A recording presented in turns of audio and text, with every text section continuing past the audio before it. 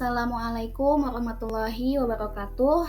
Saya Aisyah Puspita Dewi dari Manajemen Bisnis Syariah dengan NIM 23101011063 akan memaparkan tugas besar pengganti UAS, yaitu tentang analisis studi kasus. Dan dosen pengampu untuk mata kuliah ini adalah Bapak Agus Hiswanto. Apa itu contoh kasusnya? Apa itu kasusnya? Itu kasusnya mengenai kepemimpinan dalam organisasi mahasiswa. Jadi, di sebuah organisasi kemahasiswaan, pada sebuah perguruan tinggi swasta Islam, terdapat dua calon ketua yang sedang bersaing dalam pemilihan ketua umum organisasi mahasiswa tersebut. Organisasi ini memiliki sekitar 250 anggota aktif yang terdiri dari berbagai jurusan. Calon A adalah seorang mahasiswa yang dikenal sangat populer di kalangan anggota karena kemampuan komunikasi dan juga jaringan sosialnya yang luas. Namun, calon A seringkali mengambil keputusan secara terburu-buru tanpa melibatkan anggota lainnya. Ia cenderung mengandalkan otoritas pribadinya untuk memimpin. Tetapi beberapa anggota merasa tidak pernah dilibatkan dalam proses pengambilan keputusan. Selain itu, karena kemudahan dalam bergaulnya dengan siapa saja, maka calon A ini seringkali mengabaikan janji dengan teman, menganggap enteng ketika berkomitmen. Di sisi lain, calon B adalah seorang mahasiswa yang lebih pendiam, namun dikenal memiliki kemampuan mendengarkan dan bekerja sama dengan baik. Calon B cenderung lebih terbuka terhadap kritik dan berusaha untuk melibatkan semua anggota dalam diskusi. Namun, beberapa anggota merasa calon B ini kurang tegas dan cenderung menghindari konflik yang terkadang mengarah pada ketidakjelasan arah organisasi. Setelah pemilihan, calon A terpilih menjadi ketua umum dengan suara mayoritas. Namun, beberapa minggu setelah pelantikan, beberapa anggota mulai mengeluhkan cara kepemimpinan calon A yang cenderung otoriter. Sementara yang lainnya merasa tidak diperhatikan dalam pengambilan keputusan penting. Pada saat yang sama, terdapat beberapa anggota yang mulai merasa kecewa dan mempertanyakan efektivitas kepemimpinan calon A. Lalu kita masuk ke analisis kepemimpinan calon A dan juga calon B. Untuk calon A ini, ternyata dia memiliki kelebihan. Apa kelebihannya? Kelebihannya yaitu popularitas dan jaringan sosialnya itu merupakan keunggulan untuk menarik dukungan. Tadi karena dia populer, maka suaranya lebih mayoritas ke dia gitu, ke calon A. Hal ini sama dengan teori transformasional, di mana pemimpin karismatik dan memiliki kemampuan berkomunikasi yang baik itu dapat menginspirasi anggota. Namun, tindakan calon A yang tidak melibatkan anggota mencerminkan gaya otoriter, di mana pemimpin mengambil keputusan tanpa melibatkan anggota. Kekurangannya yaitu kecenderungan mengambil keputusan secara terburu-buru dan juga kurangnya keterlibatan anggota dapat menghambat kerja tim. Dalam konteks prophetic leadership, ini bertentangan dengan sifat musyawarah yang dicontohkan oleh Rasulullah SAW. Dan juga tentang musyawarah ini juga terdapat pada Quran Surat Asy-Syura ayat 38 yang berbunyi, dan bagi orang-orang yang beriman menerima atau mematuhi seruan Tuhannya dan mendirikan sholat, sedang urusan mereka diputuskan dengan musyawarat antara mereka. Dan mereka menafkahkan sebagian dari rezeki yang kami berikan kepada mereka.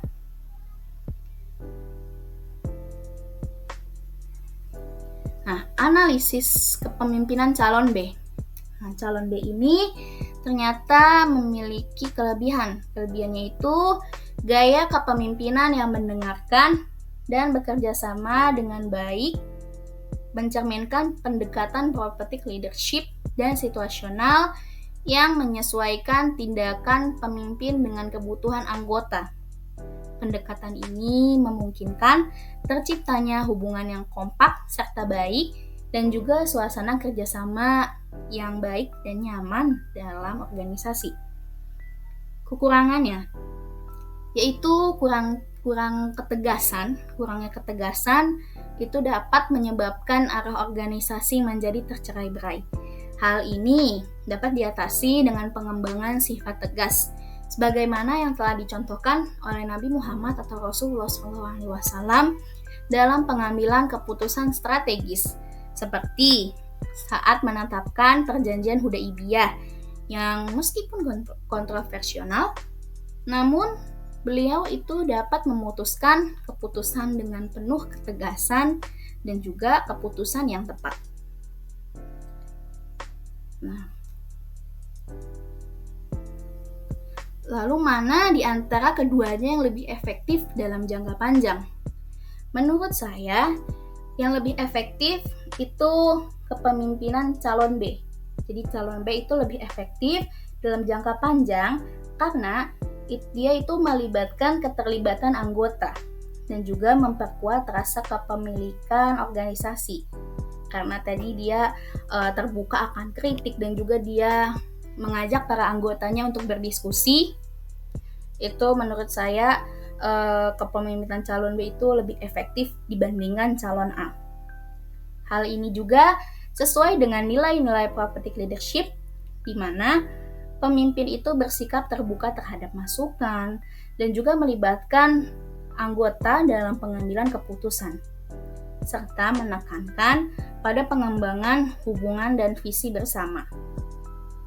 Nah, untuk kekurangannya itu kurang ketegasan. Nah, untuk mengatasi ini sebenarnya calon B ini diperlukan untuk dia berlatih secara khusus, berlatih terus-menerus dalam pengambilan keputusan, dan juga dia harus memiliki keberanian untuk menghadapi konflik. Jadi bukan untuk menghindari konflik, tetapi untuk menghadapi konflik, apapun itu konfliknya. Lalu selanjutnya ada identifikasi gaya kepemimpinan calon A.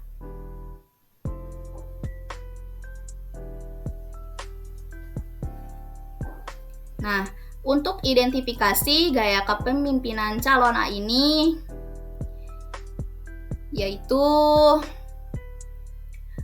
calon A menerapkan gaya kepemimpinan otoriter. Mengapa demikian? Tadi seperti yang di kasus tadi, karena dia mengambil keputusan secara sepihak tanpa meminta pendapat anggota lainnya. Dan sebab itulah atau karena itu anggota ini merasa bahwa saya tidak diperhatikan gitu, bahwa kita semua para anggota tidak diperhatikan.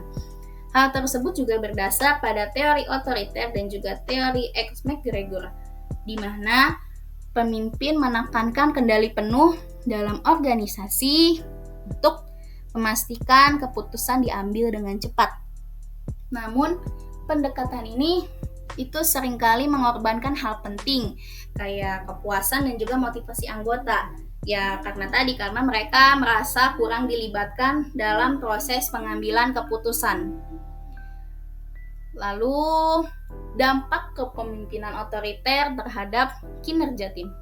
Nah, gaya otoriter ini cenderung membuat anggota merasa tidak dihargai dan kurang dilibatkan dalam pengambilan keputusan berdasarkan teori hierarki kebutuhan Maslow. Kebutuhan akan rasa dihormati dan aktualisasi diri anggota itu tidak terpenuhi. Hal tersebut itu dapat menurunkan motivasi dan juga atau semangat mereka. Lalu minimnya partisipasi anggota menciptakan perasaan kurang nyaman pada para anggotanya, itu jelas. Karena akhirnya itu mereka merasa bahwa mereka tidak dibutuhkan lagi. yang menyebabkan adanya konflik internal juga di dalam organisasi tersebut dan juga turunnya loyalitas mereka itu terhadap organisasi. Jika hal ini terus dipertahankan, resiko pergantian anggota yang tinggi dan menurunnya reputasi organisasi menjadi konsekuensi yang merugikan untuk kedepannya nanti. Lalu, solusi untuk mengurangi dampak negatif tersebut apa?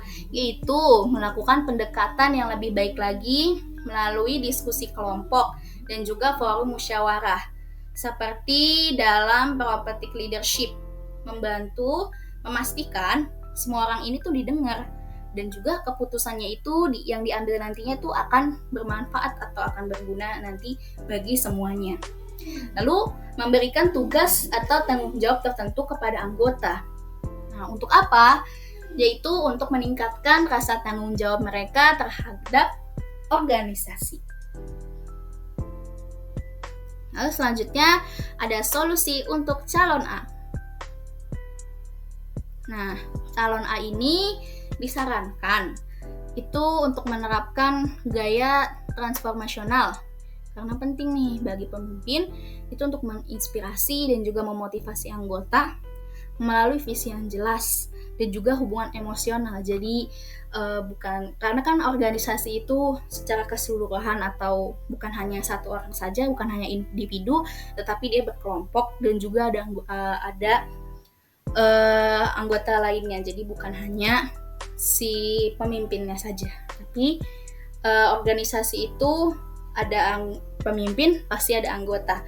Kalau tidak ada pemimpin, maka kalau pemimpin ada tetapi anggota tidak ada, maka itu tidak bisa disebut dengan organisasi. Nah, dengan mengadopsi pendekatan ini, calon A itu dapat meningkatkan kepercayaan dan komitmen anggota terhadap organisasi. Dengan mendengarkan dan juga memahami para anggotanya itu sangat penting juga. Karena Rasulullah itu mengajarkan pentingnya kita tuh berempati dan juga pentingnya kita memusyawarahkan suatu hal atau segala sesuatu. Nah, calon A ini juga disarankan agar dapat menyesuaikan dirinya dengan situasi dan kebutuhan anggotanya, yang mana hal ini juga sejalan dengan kepemimpinan situasional. Nah, lalu membangun sistem umpan balik yang terdapat pada teori McGregor yang bermanfaat agar calon A ini dapat memahami kebutuhan anggota yang lebih progresif itu dalam teori Y dan menghindari perilaku otoriter atau teori X. Dan juga pemimpin ini perlu memastikan bahwa kebutuhan dasar hingga aktualisasi diri anggota itu terpenuhi. Hal ini dapat dilakukan dengan memberikan penghargaan atas kontribusi mereka dan juga menciptakan lingkungan kerja yang mendukung. Nah, evaluasi kepemimpinan calon B. Nah, gaya kepemimpinan calon B ini yang lebih mendengarkan dan juga kolaboratif dalam konteks organisasi itu menurut saya dapat berfungsi dengan baik. Terutama jika organisasi tersebut itu mementingkan kerja tim dan juga komunikasi terbuka. Gaya kepemimpinan seperti ini tuh cenderung menciptakan lingkungan yang inklusif atau yang positif, itu meningkatkan rasa saling menghormati dan juga membangun hubungan yang lebih kuat antara pemimpin dan juga anggota tim. Karena kan tim itu terdiri dari pemimpin dan juga anggota gitu. Jadi bukan hanya individu, tapi mereka berkelompok dan juga melakukan atau memutuskan sesuatu itu dengan musyawarah antar anggota dan pemimpin. Ini juga memungkinkan anggota tim itu merasa lebih dihargai karena mereka merasa suara mereka ini didengar. Tantangannya apa? Kira-kira tantangan yang akan dihadapi oleh calon B itu yaitu tantangan dalam pengambilan keputusan cepat. Nah, itu yang pertama. Dalam situasi yang memerlukan keputusan yang cepat dan tegas, pendekatan yang lebih kolaboratif dapat memperlambat proses. Jadi calon B ini mungkin merasa kesulitan jika harus mengambil keputusan yang sulit tanpa mendengar semua pihak terkait terlebih dahulu. Nah, lalu yang kedua, itu ada tantangan terhadap penegakan otoritas. Dalam beberapa kasus, pendekatan yang sangat mendengarkan dan berkolaborasi ini bisa menyebabkan kurangnya ketegasan yang bisa dipersepsikan sebagai kelemahan dalam otoritas oleh beberapa anggota tim. Dan ini juga itu bisa mengurangi efektivitas dalam mengelola situasi yang membutuhkan kekuatan kepemimpinan. Lalu yang ketiga yaitu tantangan dalam mengelola perbedaan pendapat yang tajam. Jadi ketika nih semua orang diberikan kesempatan untuk menyuarakan pendapat, mungkin bisa atau sangat mungkin itu muncul perbedaan pendapat yang tajam. Nah, jika tidak dikelola dengan baik, ini bisa menyebabkan konflik dan juga ketegangan di dalam organisasi atau di dalam tim. Lalu, cara mengatasi tantangan gimana? Nah, calon B ini bisa mengatasi hal ini dengan mengidentifikasi situasi yang memang memerlukan keputusan cepat. Jadi, serta menyiapkan prosedur atau protokol untuk pengambilan keputusan darurat yang tidak memerlukan proses kolaboratif yang panjang. Jadi, sebagai pemimpin, ketika ada situasi genting yang memerlukan keputusan sang pemimpin dengan cepat, maka dia tuh sudah harus memikirkan kira-kira protokol atau prosedurnya atau pengambilan keputusannya harus gimana ya gitu. Kan karena yang menjadi pemimpin di sini adalah saya gitu. Jadi saya harus memberikan keputusan yang cepat dan juga tepat untuk masalah yang dihadapi ini gitu. Lalu yang kedua, calon B ini bisa mengatasi hal ini tuh dengan menetapkan batasan yang jelas, keterbukaan untuk mendengarkan, dan otoritas yang tetap diperlukan dalam pengambilan keputusan yang kritikal. Nah, ini juga tuh bisa diimbangi dengan menetapkan harapan yang jelas dan komunikatif terhadap peran dan juga tanggung jawab setiap anggota tim. Lalu yang ketiga, itu calon B bisa mengatasi hal ini dengan membangun budaya komunikasi yang sehat dan juga teknik mediasi untuk meredakan ketegangan. Selain itu, calon B dapat memastikan bahwa meskipun semua pendapat itu dihargai, keputusan akhirnya tetap diambil dengan mempertimbangkan keseimbangan antara kolaborasi dan juga kepemimpinan yang tegas. Jadi, semua itu boleh memberikan pendapat, tetapi pemimpin ini di sini dia harus tegas dalam mengambil keputusan. Misalkan semua anggotanya sudah memberikan masukan, seperti ini, maka si calon B ini, pemimpin ini dia harus bisa menetapkan dengan tegas keputusan apa yang akan dia ambil gitu. Ya, yang pasti keputusannya juga harus tepat. Lalu hubungan kepemimpinan dengan motivasi anggota. Dalam konteks ini, bagaimana gaya kepemimpinan yang berbeda antara otoriter dan juga kolaboratif itu mempengaruhi motivasi dan komitmen anggota dalam organisasi kemahasiswaan. Gunakan teori motivasi yang relevan untuk menganalisis dampak dari kedua gaya kepemimpinan terhadap anggota. Yang pertama ada gaya otoriter. Menurut teori X. McGregor, gaya otoriter ini mengasumsikan bahwa anggota yang hanya termotivasi oleh arahan tegas dan kontrol ketat. Bahwa anggota itu tuh hanya termotivasi oleh arahan yang tegas dan juga kontrol yang ketat. Akibatnya apa? Motivasi anggota ini cenderung menurun karena mereka merasa kurang dihargai dan juga mereka itu merasa bahwa kita ini tidak dibutuhkan. Dan dalam teori hierarki kebutuhan Maslow, kebutuhan tingkat tinggi seperti penghargaan dan aktualisasi diri itu sulit terpenuhi dalam lingkungan yang otoriter. Hal ini dapat menyebabkan rasa akan frustasi di antara para anggota lainnya. Nah, gaya kolaboratif. Dalam teori McGregor, gaya kepemimpinan kolaboratif itu memandang anggota sebagai individu yang mampu bertanggung jawab dan termotivasi untuk mencapai tujuan organisasi. Gaya ini meningkatkan rasa percaya diri anggota dan membangun serta meningkatkan keterlibatan mereka untuk aktif. Berdasarkan teori Maslow, gaya kolaboratif ini membantu memenuhi kebutuhan akan penghargaan dan juga aktualisasi diri, menciptakan motivasi intrinsik yang lebih kuat.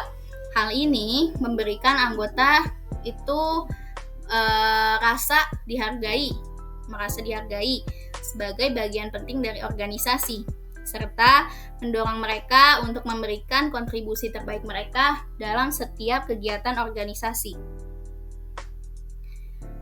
Lalu, untuk menciptakan kepemimpinan yang inklusif dan efektif, itu berdasarkan kasus ini, Anda mendesain sebuah program pelatihan kepemimpinan untuk anggota organisasi kemahasiswaan agar dapat mengembangkan gaya kepemimpinan inklusif dan efektif.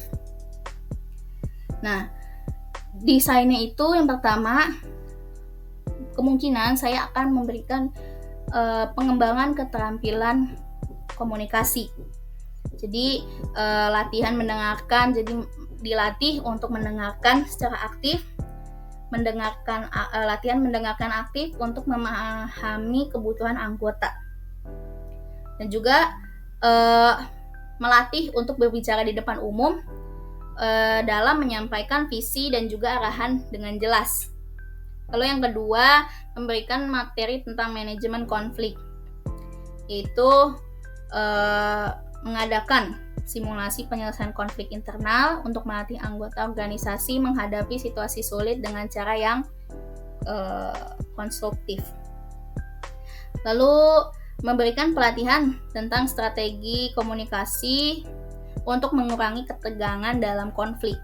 Nah, simulasi penyelesaian konflik ini itu untuk seluruh anggota atau melibatkan seluruh anggota. Lalu latihan mediasi untuk memastikan keputusan dapat diterima oleh semua pihak. Lalu yang ketiga yaitu meningkatkan motivasi anggota dengan memberikan penghargaan berbasis kontribusi untuk meningkatkan semangat kerja mereka. Jadi diberikan penghargaan agar mereka semangat dalam berorganisasi dan juga mereka semangat dalam berkontribusi untuk organisasi tersebut. Nah, lalu membuat program apresiasi rutin seperti anggota terbaik bulan ini. Jadi setiap bulan itu diusahakan ya atau akan dibuat program apresiasi rutin kayak anggota terbaik bulan ini atau dan juga penghargaan lainnya. Jadi untuk meningkatkan semangat anggota organisasi tersebut. Apa saja kompetensi kepemimpinan yang perlu diajarkan kepada anggota untuk menciptakan lingkungan organisasi yang lebih kolaboratif? Nah, kompetensi yang diajarkan itu yang pertama kolaborasi dalam pengambilan keputusan, yaitu mengembangkan kemampuan untuk bekerja sama dengan anggota dalam proses pengambilan keputusan yang melibatkan berbagai perspektif. Yang kedua, empati dan sensitivitas terhadap kebutuhan anggota dengan meningkatkan pemahaman terhadap kebutuhan individu dan kelompok untuk menciptakan lingkungan yang mendukung dan juga inklusif. Lalu yang ketiga yaitu kepemimpinan situasional. Jadi membekali pemimpin dengan fleksibilitas untuk menyesuaikan gaya kepemimpinan mereka sesuai kondisi dan juga kebutuhan organisasi. Bagaimana aspek motivasi anggota dapat diintegrasikan dalam program pelatihan ini?